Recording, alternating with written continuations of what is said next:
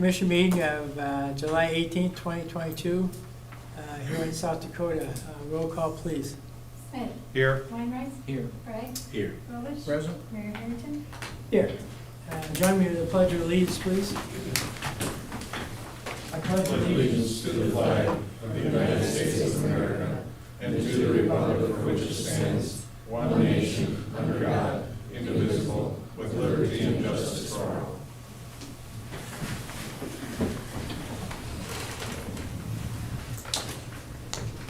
We have agenda approval. I understand we have some additions or deletions. What do we have tonight to ask? An executive session for litigation, 1-25-2, parent 3. So that'd be 12 what? 12.2. 12.2.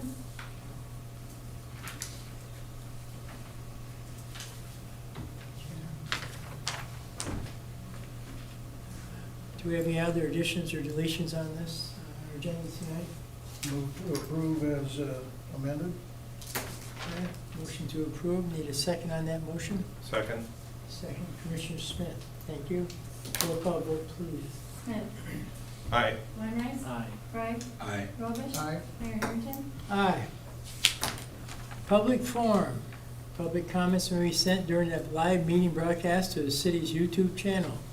The link is listed on the city's website at www.huronsd.com/citygovernment. In order to use the YouTube chat feature, please create an account with your YouTube and Gmail, or use your existing accounts. Please state your name and address for the record. Public forum is limited to a maximum of 3 minutes per person.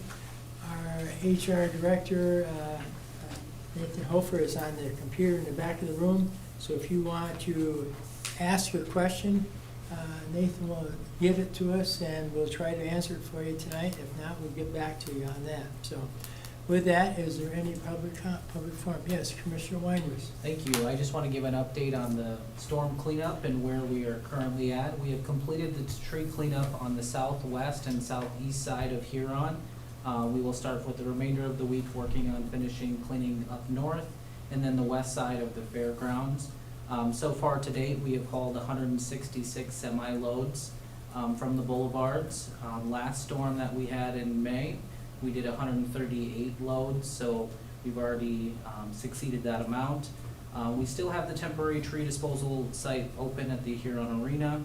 The city crew will not go back and pick up, so please make sure those trees are on the boulevard prior to them making the rounds to your neighborhood. We also just want to take the time to thank our community members for their patience and assistance in this matter. Thank you.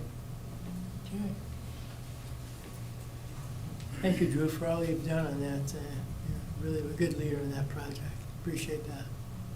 Thank you. Any other public forums? Yes, Commissioner Smith. Thank you, Mayor. And I'd like to add to Commissioner Weinreich's comments about the tree cleanup project and put a shout out to our staff, the people that have been working on that.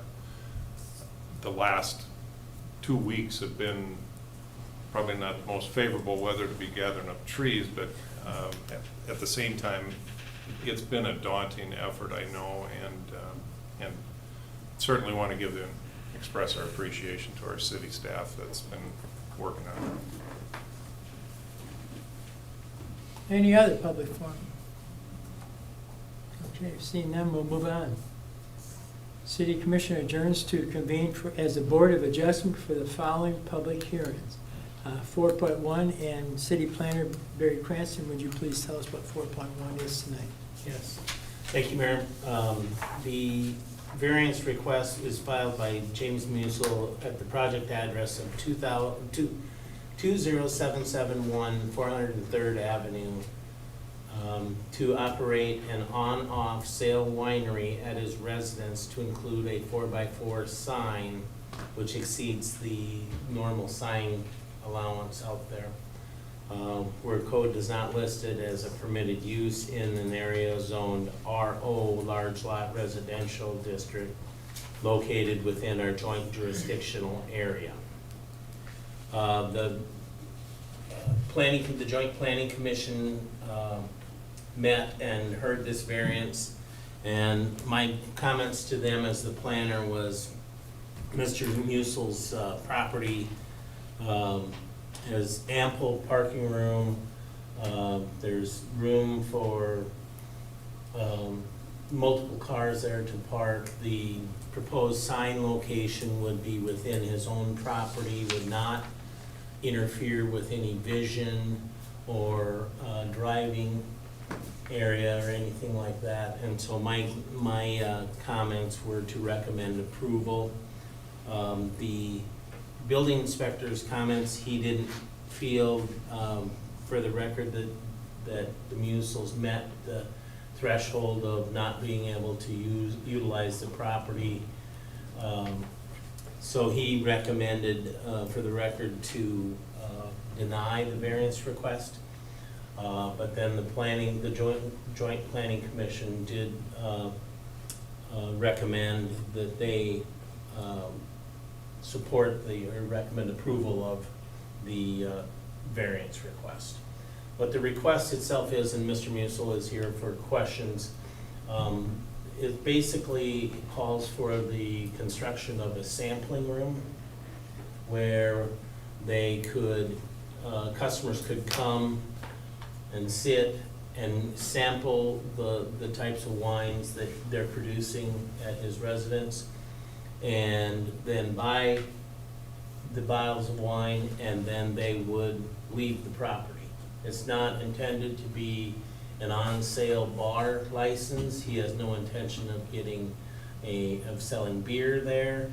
This is strictly to support his sales of his wine products that they're producing there on site. Mr. Musil, do you want to come up and I sure can. just give? You did a good job. I'm gonna hire you. You're my PR. State your name and address, Mr. Musil. My name's Jim Musil at 20771 403rd Avenue, requesting the variance for the wine operation on my property. So I'll entertain questions. You did a great job. You better than I did last time. So. I need a motion to go into discussion items on this, so. I'll move to approve the variance request. Second. Second, okay. I have a motion to approve, so we could go into discussion on this item. Need a second? Got a second? Okay. All right. Roll call vote, please. No discussion. Anybody have any questions of Jim? I guess I No? Anybody got any questions? I would. Yeah, okay. Yeah. And I don't know if it's for Mr. Musil or if it's for Mary, but what was the problem with the building? What was why the? Oh, with the, Chris's, the building officials, the reason he just felt it didn't meet the threshold that essentially an exception to the law should be issued. And it was, his point was, he can use the property, he doesn't need to sell, have a wine sales on site. He's certainly able to do that, and so Chris just didn't feel like the exception threshold was met, and so he just felt it should be denied, and he should have to live within the ordinance as it's written today. He really didn't have any strong feelings against the project. That's just what he looked at. Okay. Any comment on that, Mr. Musil? It's just that it is a residential area in the 3-mile limit, and so that's why we're requesting a variance, Right. because it doesn't meet the official codes. And as Barry said, I am not interested in selling beer or having a bar. Yeah. I'm old. I go to bed at 8 o'clock, 8:30. I don't want any beer drinkers there after that time slot. And it's only 2 nights a week. It's gonna be Friday, Saturday evenings, 4 to 8. And the property has a lot of room on the side for off-road parking, so it will not interfere with neighbors or the county road anyway. So there isn't anything I think will affect my neighbors in any way or form.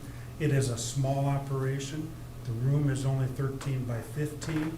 It's not meant for large gatherings, so there's not going to be music, loud parties. Neighbors have to worry about traffic or noise, so. And then I guess one question I had for Barry, was there any opposition? No, there was no opposition voiced at all. I didn't get to my relatives and soon enough to ask them to support it, so I missed that part. Any other, yes. Quick question, so you grow the. The grapes are grown right there, there's 600 plants, but it's also a thing called country wines as well, which is berries, fruits, and a vegetable, if you call rhubarb a vegetable.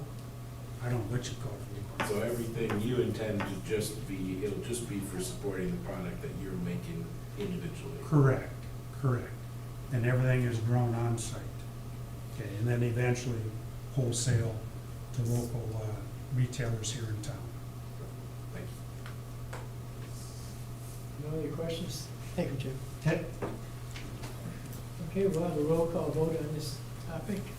Smith. Aye. Weinrich. Aye. Gregg. Aye. Robish. Aye. Mayor Harrington. Aye. All right, moving on. The Board of Adjustment adjourns to reconvene as a city commission. We're going to do the consent agenda. Matters appearing on the consent agenda are expected to be non-controversial, will be acted upon by commission at one time without discussion, unless a member of the commission requests an opportunity to address any given item. Items removed from the consent agenda will be discussed at the beginning of the formal items. Moving on, 6.1, minutes of the July 11th, 2022 City Commission meeting. 6.2, fuel quotes for city departments. 6.3, personnel items, hire James Cutshaw for a lifeguard.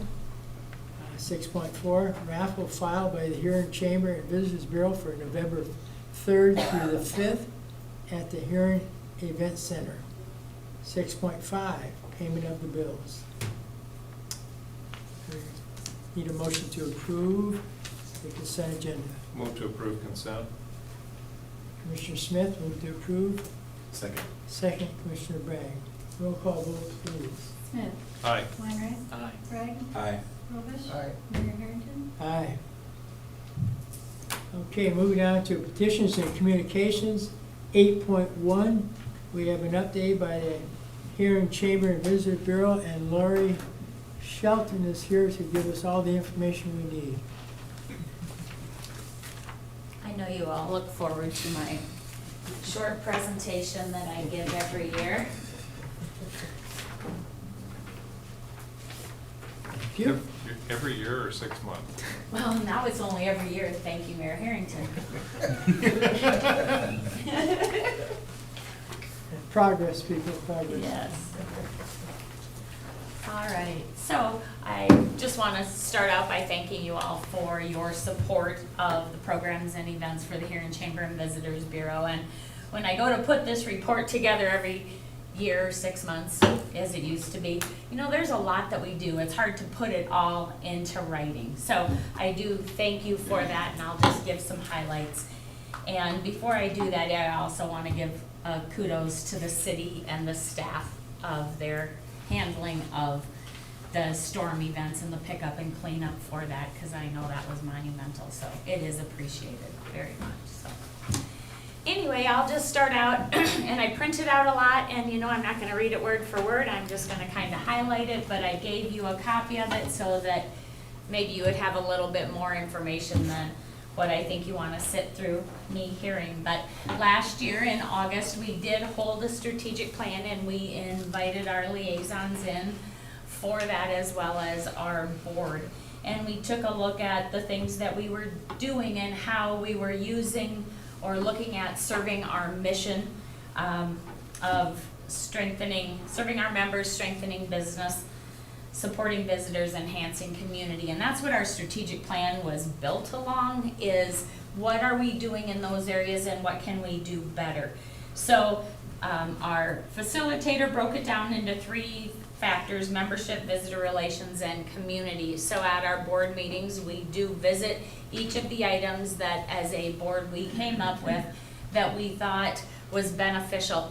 And a lot of it formulated around engaging our community so that people knew what was going on in the community. So that is one of the things that we've been trying hard to do this year, and to keep those new people who are moving into our area, keep them here. Our employers are struggling to get employees, so we want to make sure that they're kept here.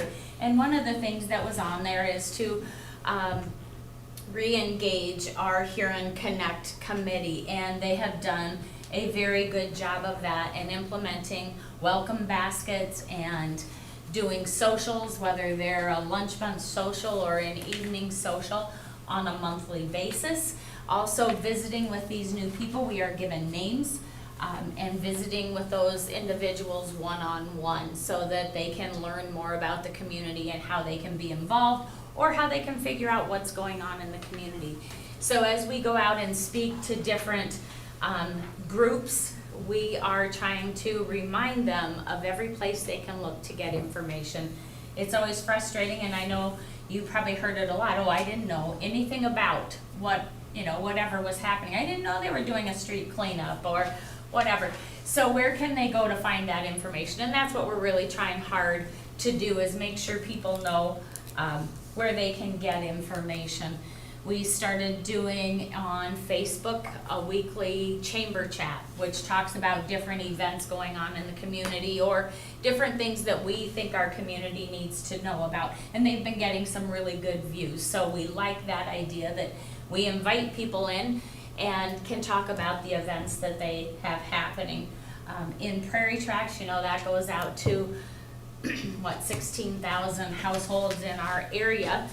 We implemented a Ringer Wants to Know in there, and we get quite a few people who respond to that. So the intent is you have to read the magazine or at least gloss over it so you know what the answer is if you want a chance to win $25 in Huron bucks. But we want to help provide as much information to the community as possible. We have been helping to promote Thursday in the Park a little bit more. We have a financial sponsorship there, along with helping her to get the information out a little bit better than in the past, because she gets great entertainment in there, and it's good family entertainment, so we have been helping with that. We established a restaurant committee this year. We had a retail committee before, and they help us to look at what we're doing for our Shop and Win promotions and just helping to promote our retail businesses. So the restaurant committee has met once, and they came up with the idea of doing a Taste of Huron, which is this Saturday from 2 to 5. We have 9 businesses that are participating in that. We picked that date, or they picked that date, because it's the all 80s class reunion. Thought there may be some other people in town, and just kind of promote the different restaurants. So if you're interested in that, it's $10 a ticket. Funds go to the United Way. So they wanted to pick something. They thought that was better than just saying it's going to the chamber, going to something. The United Way is such a great cause. So it is going to the United Way.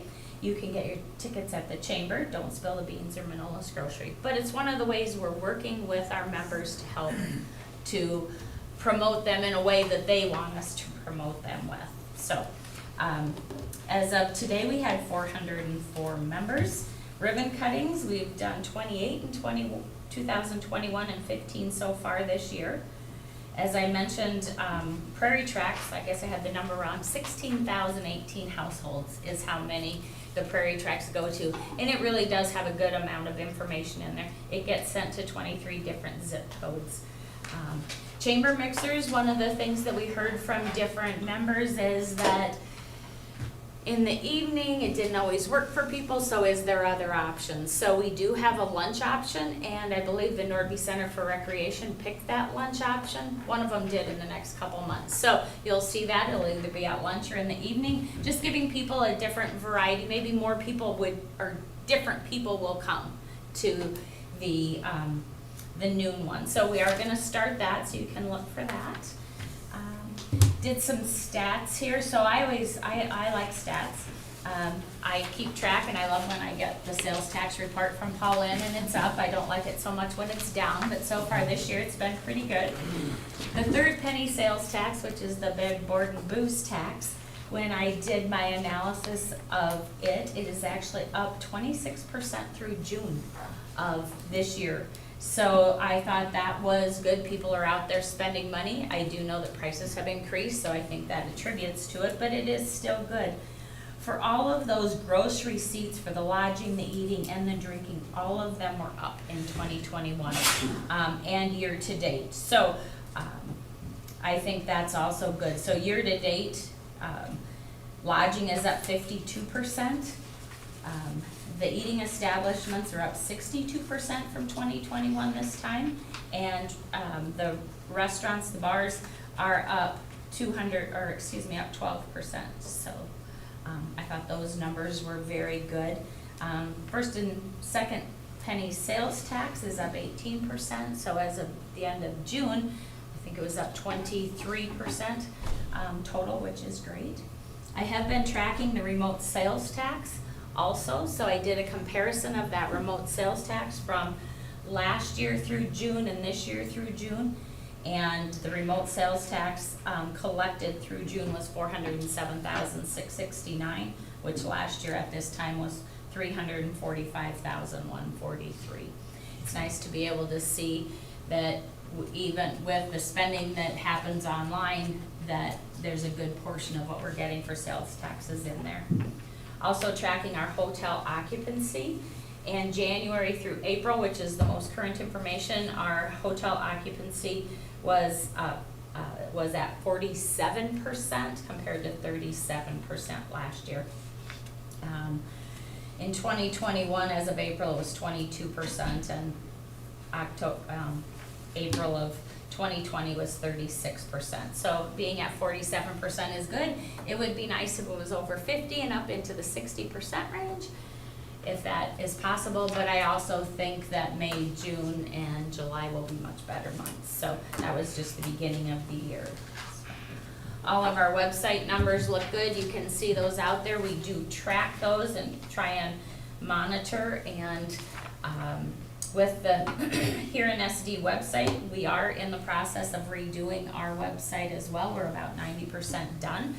We had some changes that we sent back to the company that was Robert Sharp that is doing those. But I did track website stats for HuronSD.com, and those were up slightly over last year.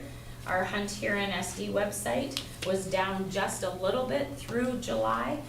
We do have some more marketing that is starting here coming up, and I know then that'll tick up those numbers a little bit. It kind of goes up and down depending on the marketing that we do. And then Splash Central Water Park really has had some good increases too over the past year, so that is good. Marketing, last year, our marketing dollars was $167,223 to market Huron, whether that's Hunt Huron, whether it's Splash Central, it's just Huron in general. And this year so far, we've spent $97,605 on marketing. And then I did put in there what we have done.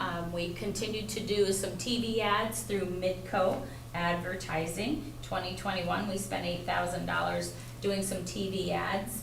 And in 2022, we've been a little bit more strategic with them and placing ads during some major events that are going on.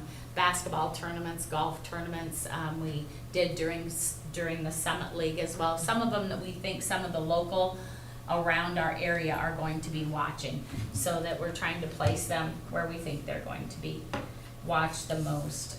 Other advertising, we have done local advertising, or regional I should say, with South Dakota Magazine and 605 Magazine. Both I think are pretty well read by people throughout the state, so we're continuing with that. Gave you an idea of what we've spent the Splash Central Water Park monies on. We get $25,000 annually to help market that. Robert Sharp and Associates is hired to do most of those advertising, and it did perform well in 2021 with 1.7 million total impressions, so that is good. And the marketing has continued to increase. They've done display ads, both video and digital, and I think people like those digital ads. We found that both with our Hunt Action marketing and Splash Central marketing, that the digital ads really perform the best of any of them. So we continue to work with that. Our barbecue championship, we received $20,000 from the bid board to market the South Dakota Barbecue Championship and Wheel Jam. And besides it being a perfect weekend, we had numbers over the roof of what we've had before. We're able to donate over $8,000 to the State Fair Foundation from those proceeds, and that's the most we have done in a lot of years. I think I looked back, and that was the most we have given to them over the past 15 years that we've ran that event. So I think that is very good. We did TV ads for that as well, and I think we got good comments about visitors who came because they saw it on TV along with the digital ads. We were gonna beat our team numbers and have 51 teams, which would have been the most KCBS teams we've ever had. Well, that storm in May took out 2 teams because they were from the Minnesota area, and they had some devastation there, and then there was a death and a health issue for somebody else. And so, yeah, last year we had 49. We budgeted for less because Owatonna, Minnesota had their event the same weekend as we have. And so we got some of their members last year, people who usually go there, and this year we didn't think we would get them because they held their event then this year, but we ended up with more. But we did marketing down into Nebraska. We got a team from Missouri, I think, and Wyoming and some different places because we were target marketing with our digital ads. So we were very excited with the teams, and that's really where the money comes from if you can get these teams to come in over the tastings. You know, it takes a lot of tastings to build up a couple $1,000s, so a lot of that was attributed to the teams that were here. So that was all good. Our budget for marketing hunting in Huron this year is $56,000. $28,000 is chamber funds. The other 28 came from the bid board. So we put a little bit more money this year in Scott Linden. He has a really good podcast that we got a ton of visitor inquiries from, and people calling and requesting information because of his, so we spent a little bit more money that way. Last year we ended up spending about $50,000 on the marketing between our vacation guides, commercials, print ads, Quail Forever, Iowa Sportsman's, Midwest Hunt and Fish, and a lot of the digital ads that we're doing. Ringneck Festival and Bird Dog Challenges coming up November 3rd through 5th. In case any of you want to volunteer, you can mark those dates on your calendar because it takes a lot of volunteers. Last year we had 21 ringneck teams. So far we've got 4 committed, but the deadline isn't until the end of August, and we know that everybody waits till the last minute, and that's just how it is, so we don't get really too shook about that. We have several landowners, about half of our landowners have replied that they will host again, but again, they wait till the last minute. Sometimes they just want to see what their crops are doing and how things look before they commit. Other things I put in there is community guides, how many we handed out last year, 8,600. So far year to date, we've given out 2,465. And our visitor bag information in there, 507 hunting packets. So far this year, we're a little slow on that, 107, but we know that'll pick up too with some of the marketing that we're doing. We spend about $12,000 on vacation guides. So I don't know if you ever look at the South Dakota vacation guide, but between that, Glacial Lakes Prairie and Tourism, Southeast South Dakota Tourism, and Missouri River Tourism, we have ads in all of those, with the majority of them being in the South Dakota Vacation Guide and Glacial Lakes and Prairies Tourism Guide. People still like the print ads when I go to our tourism meetings. They still like something, they like to look digitally, but a lot of them really like to have something that they're flipping through, because we've debated on, you know, if you should cut back on that, but most of my cohorts think you just have to do it all because there's just so many places that they go to.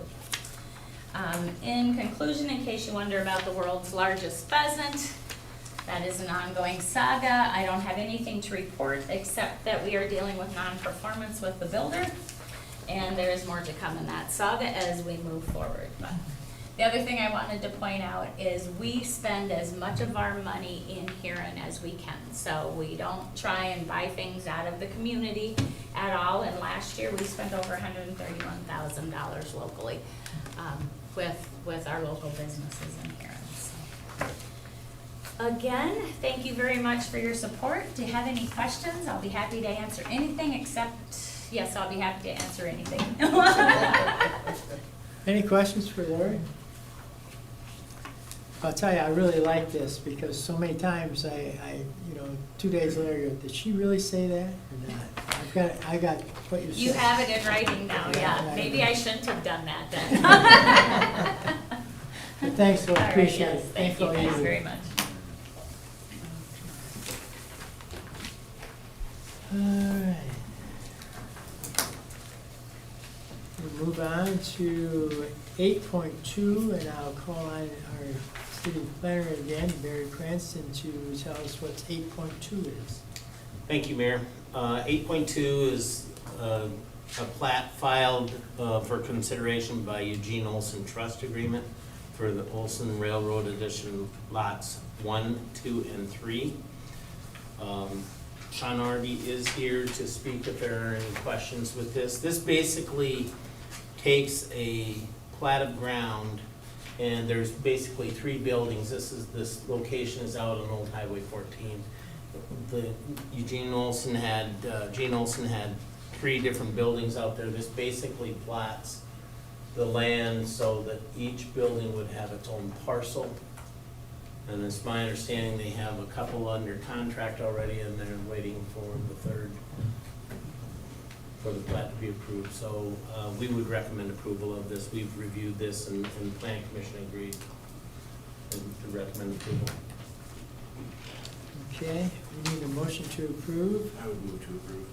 Commissioner Bragg, second by Commissioner Weinrich. Any discussion on this item? No? Okay, roll call vote, please. Smith. Aye. Weinrich. Aye. Bragg. Aye. Robish. Aye. Mayor Harrington. Aye, passed, thank you. Thanks, Sean. Thank you. Okay, we're moving on to 8.3. Once again, we're moving our city planner, Barry Cranston, for this one. Thank you, Mayor. 8.3 is to consider plat and developers agreement filed by Doug Baldwin for lots 1A through 6B Baldwin subdivision, and authorize the mayor to sign. This plat is a new development. We've been working with Justin Piesick and Doug Baldwin for a number of months now to work through the process for, according to our ordinances, how to develop a new subdivision. And so actual, I was gonna have my computer here, and I'm having some technical difficulties with Google Earth, so I can't show you online with this, on my laptop, what this looks like. But this location is basically right across the street to the north of Riverside Cemetery, right there, on 21st Street Southeast. So it's the old Flannery plant ground that is above the hill. It's on top of the hill, not going down into the river bottom. And so we've been working with Doug, and then he's with Randy Hoshide to develop this plat. One of the things, there were 3 conditions basically that the planning commission looked at. And one is the requirement in our ordinance for a developer's agreement that would essentially stipulate that the developer be responsible for installing all of the infrastructure that would be required, to include water and sewer, and then the ground covers, the asphalt and curb and gutter. And so we've been working through that. Tucker has looked at that agreement and has approved it with some minor language changes. And then the other thing, it was to stipulate that along with the developer's agreement, that a performance bond be provided and executed. And that would protect the city financially against any, certain events would happen in the Baldwin's lives or something, and they wouldn't be able to complete the subdivision as they were originally proposing. The performance bond would protect the city from having to finish that project at taxpayers' expense. And so we just today received an engineer's estimate, so we have not gotten very far down the road of the performance bond. So that is coming, but the Planning Commission recommended approval with 3 conditions: that A, the developer's agreement be executed; B, that a performance bond based on the engineering section's recommendation for a cost be secured in the name of the city; and then that also that a 5-foot utility easement be added to the front of the cul-de-sac, all the land, all the lots to the front of the cul-de-sac be added. What you see in front of you tonight is a drawing with that utility easement added.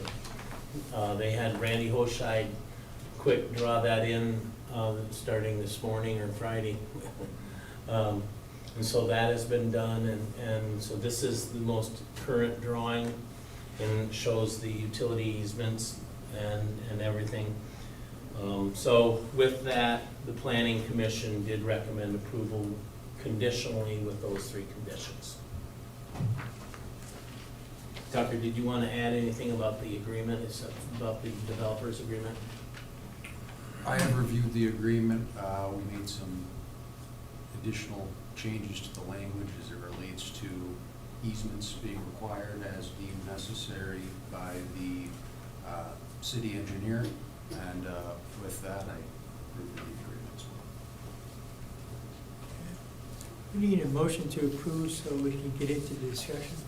Move to approve the request? Second. Commissioner Smith, second Commissioner Weinrich.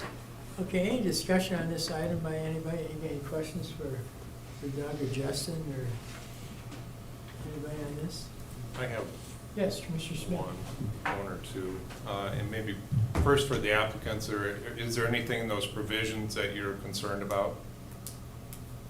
No. Okay. And then, I'm not a builder. Justin, between you and Barry, maybe you can give me some guidance. Some of these, the frontage on some of these lots are at 62 feet. They are long lots, 210. How would properties sit in that? I mean, it's 62 feet. What's our? Our minimum residential is 100 feet, but as you can see, these lots are numbered 6A and 6B, 5A and 5B, so that you can take those 2 lots and you would put a duplex on those 2. Okay. And so if they were to, sell or condominize, however you want to say it. Careful. I know, condominiumize the lots, they could actually sell 1/2 versus the other, but they would be able to build on 5A and 5B, for example, and it would meet the minimum front footage requirements. But for a single-family residence, it would If take a both. single-family residence were to be built in here, then they would be required to utilize both Occupy both. lots, and we would covenant the 2 together. Got it. Okay, thank you. That's all I had, Mayor. Thank you. Okay. Any other discussion on this item? Any question? Yes. I don't know if Barry can answer this, because we don't have an engineer here, but where is the water coming from? Is it coming out of Arrowby Court, or is it coming off of 21st? I believe the plan is to come off 21st Street. for the water tap. The water main would come off 21st. So it would be a new water main from Right. where, Justin? Where would that come from? Because our water mains end at Riverview Drive. That's where the water main ends. My understanding is that the water main actually was right out in front of the intersection there. So to your point, I mean, I'm not the engineer, but it was my understanding they were looking at a water main that was right out in front of where the cul-de-sac entrance would be. There's no one there now, but is that where you put, I don't care, I'm just asking. Well, the water would be coming from that, from the line that is, with that, at that cul-de-sac that is, right next to us there. So yes, just to the east of Airby Court cul-de-sac, there's a water line that will tie off to. That's what, Yeah. yeah, so you'd come out of Airby and go down through there Yeah. instead of coming on 21st. So, off the 21st. So then. I know, for example, for fire suppression, for example, there would be, I think what Brett was requiring was, I believe, 2 fire hydrants. I believe, There's only one in Airby Court now, right. so there would have to be another one in this, I'll be able to tell you, because I've got the engineer, I just got this, and so let me just quick look here. you'd have to have at least one more in Baldwin Court there. Right. Which is fine, but. I think that was one of the things they were concerned about, was the depth of the cul-de-sac and making sure there was enough water for fire suppression. There's one fire hydrant, so they must have got that figured out.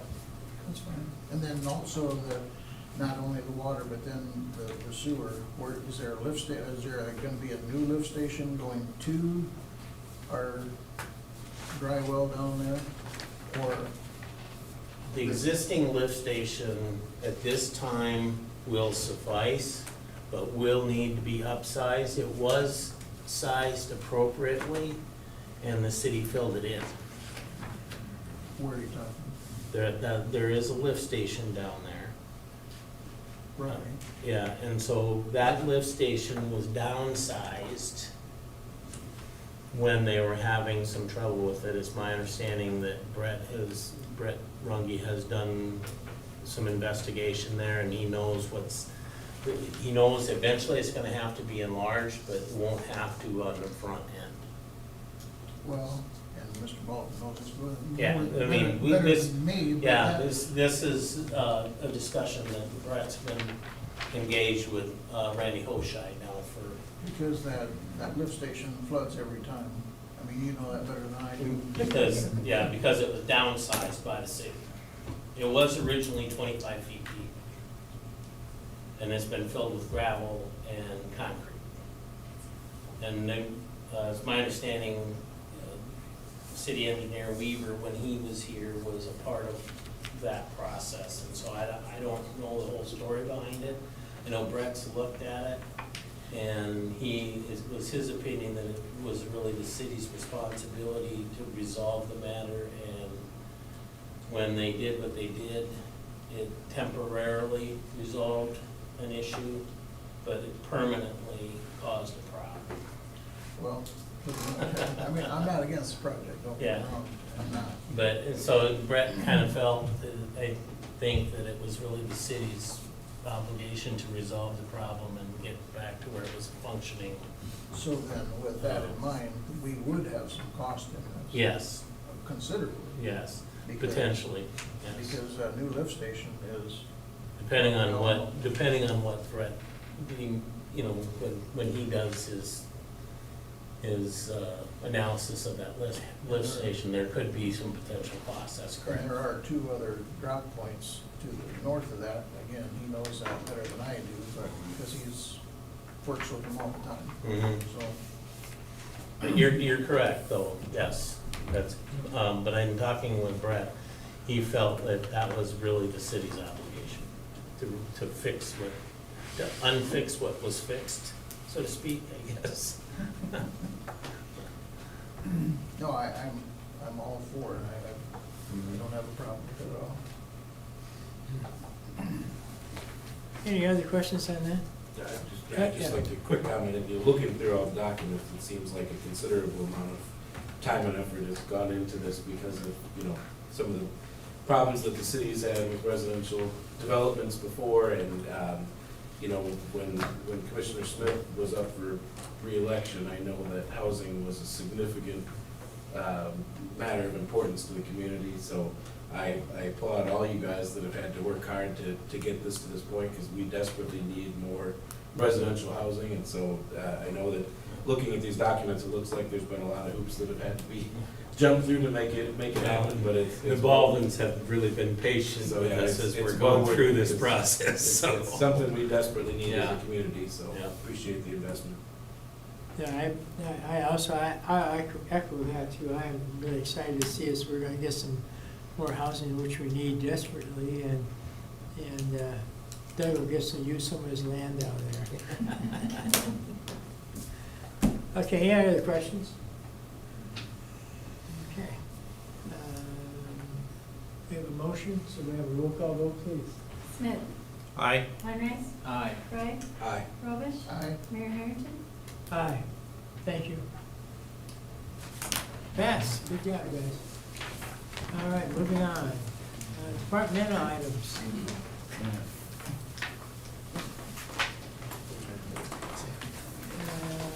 10.1, consider recommendations by the Capital Asset Committee for improvements on Broadland Creek Clubhouse and repair roof on community campus. So we'll start out with the improvements on Broadland Creek Clubhouse, and we have Jesse here tonight. He can become our maintenance director for our golf course. He can explain to us what we need to know about that. Yes, we're looking to make a couple improvements or spruce up the clubhouse. We had a little wind damage with the storms even from previous. With that, Chris Newman came out and we looked at it. We were looking for $1,200 roughly in siding, caulk, some metal flashing. That's just material that'll be done within the city to get that fixed. And once he was out there, we thought it's time that we could use a little update on the painting. With the paint and the primer, it was priced at $1,600, and we were hiring that out with the lowest bidder. Came in at $1,350 to paint that. So roughly that would be $4,150. And going back on that, we made some improvements to the Memorial Clubhouse back in late winter, early spring. And we came in when we finalized that and got the bill paid, we were $3,300 under.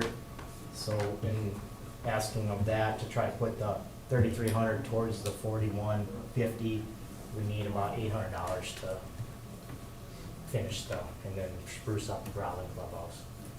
With using that remaining money sitting over, and then about another additional $800, and that'll be for paint, and then fixing all the siding, let a leak in the roof. That was just kind of a flashing and caulk deal. So Need a motion to approve for discussion. Commissioner Gregg, motion to approve for discussion. Need a second on this item? Second. Second, Commissioner Smith. Okay, any questions for Jesse? Yes, Commissioner. So this is just putting things back, I mean, fresh paint and reset, but no changes to the structure, just keeping it it's just some replacing of siding and stuff that, we had some soffits right along there from the wind damage. Steve Van Winkle's replacing that within the city and just hiring out the painting to do the. Was there any look at anything like aesthetic improvements, or as long as we're spending money anyway, is there any changes we've been wanting to make? Now would be the time to do it. I know in the past there's been talk about, like, seeing that garbage and Yeah, utility and stuff. How is that something we want to make a part of this project, as long as we're? And then in that request I put in, we had, Chris looked into a fence, kind of a privacy fence we were gonna put on that east side. I think it came back at around $3,800, $3,900. And that was something we're kind of trying to been putting in the works here, maybe towards the budget, that, you know, just kind of privacy fence to hide some of the stuff as you enter the golf course. I was just thinking if we're spending money anyway, if we wanted to make any changes, obviously this would be the time, but it sounds like what we're doing is what we need to do, so. That particular, if I may, Mayor, Yes. that particular item has been in the planning. You know, I would, if we can do that at this meeting, which I would fully support that. Because that's been one of the limiting factors of us getting that done is the timing of getting it into the capital request. And as we all know, that's a process. But what we've looked at doing is on the east side, putting a cement pad on the east side of the golf course, of the clubhouse, along with a privacy fence to shade and block the view of like the ball washer and the air conditioning units and those types of things, to make it a little bit more appealing as you enter into the facility. There be any, I mean, if you're tying a fence into the building and whatnot, I mean, at the same time we're doing the siding, I mean, is there a benefit to just getting, if we know we're gonna be doing it anyway, should that be something that we should have a part of this now to get it done? That was part of the initial capital request, and capital committee gave the opinion that go forward with this part of it, put the rest to next year's capital request. Perfect, okay, thank you. That was the recommendation of the capital.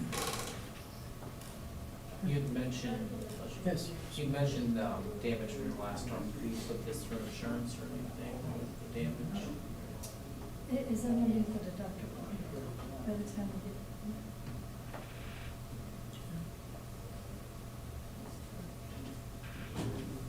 We have a motion I have a motion and a second. and a second. So roll call vote, please. Smith, Aye. Weinreich, Aye. Bragg, Aye. Robish, Aye. Mayor Harrington. Aye. Thanks, Jesse. Appreciate it. Okay, we're gonna move on to the second item, roof repair for Huron Community Campus. And I see Doug is here with us tonight, so Doug, if you come up, explain what you got. Thank you, Mayor. As a lot of places in town, during that last storm with the wind on top of the Fine Arts Building, there was some movement around of different flashing. There was some holes exposed into the underlayer of the tar roof. And when I was up there with them, you know, there's a layer of rock, and there's a layer of tar, then there's the metal of the building. Under the metal of the building, inside, there's sheetrock, and below the sheetrock then is a suspended ceiling. So by the time that water ran down into the building, 7 different places, you know, it had saturated a lot on the way down. And it could have been leaking before, but with the strong winds, it really shifted some things around to there. Let some of the tin come loose, move some of the, you know, how the tar wraps up around the building. It laid that back from the building, and that allowed the water to run into the building. I do have pictures, I'm sorry, I thought it was part of the packet, so I didn't make copies for everybody, but by all means, there are pictures, they're black and white, but are pictures of the places on the roof that need repair. Chris Newman put me on to the company, and Reggie Hammond gave us a quote of $8,800. The other area that they're gonna definitely look at on top of the stage, which is the second level of the building, you don't have to go up on a ladder, pull the ladder up, go up to the next part of the building to get on top of where the theater is. There's 4 access ports, holes, areas up there. They lifted those up, which allow water to come down onto the stage. And so I'm hugely concerned about that. Plus, I don't want to have to crawl back up there again. So I just soon, and I've talked to Reggie about that, those will be fixed as part of this agreement. And we're not sure if it's just a matter of the wind had lifted them up, and when it was blowing so hard, you know, it blew the rain in there, so they just need to be fastened a little bit better, or for sure what's gonna come from that. But he assured me that that's part of this $8,800. Questions? Need a motion to approve for discussion? Move to approve. Okay. Any questions for Doug? Second. Yeah. When, does he have a time frame, or is he He told me in 3 weeks. 3 weeks? Yeah, and when I talked to Pauline about this, we did submit part of it to insurance. I have no, I guess I don't know. We're waiting still for other storm damage to come in to do one claim, so it will go for insurance. Where's he from? Sioux Falls. He did the roof up here. Oh, Yeah, and Newman has, Chris has worked with him yeah. before, and I was up there with him. The roof outside of these spots, I mean, it's not a thing that we have to take off the whole roof down to the support and start all the way over again.